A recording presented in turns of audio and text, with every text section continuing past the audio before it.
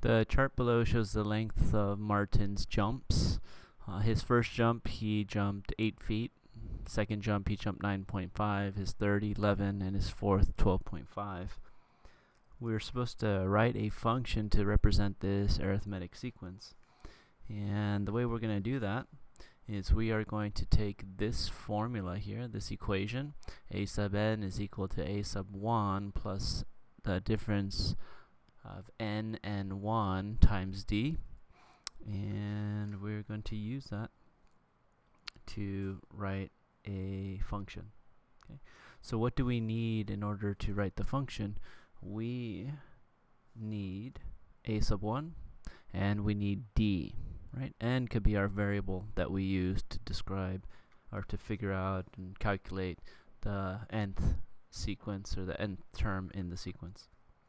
So how do we figure out a sub 1? A sub 1 is the first jump, right? So I'm going to write right here, a sub 1 is equal to 8. And then my d, or my common difference, is going to be equal to the second term minus the first term, or the third term minus the second term, or the fourth term minus the third term. So these two have the smallest values, so I'm going to do those. It's going to be 9.5 minus 8. It's equal to 1.5. So our d, or our common difference, is 1.5, and we could double check that's the case by adding 1.5 to 8, our first term. That will give us our second term, 9.5. Then if we add 1.5 to 9.5, our second term, we'll get 11, our third term. So this is the common difference. And now we are going to write our function by plugging those values in. We're going to say a sub n is equal to 8 plus n minus 1 times d, which is 1.5, like so. So we have written our function, and now they're asking us to graph the function. So how do we graph the function?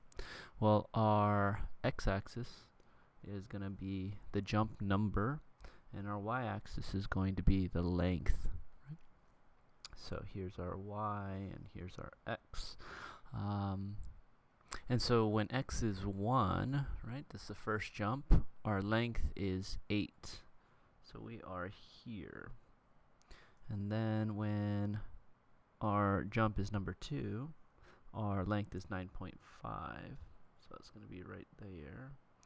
When our jump is the third jump, it's going to be at 11.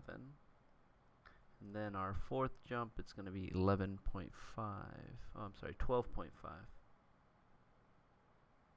And you can see it creates a line, as all arithmetic sequences should.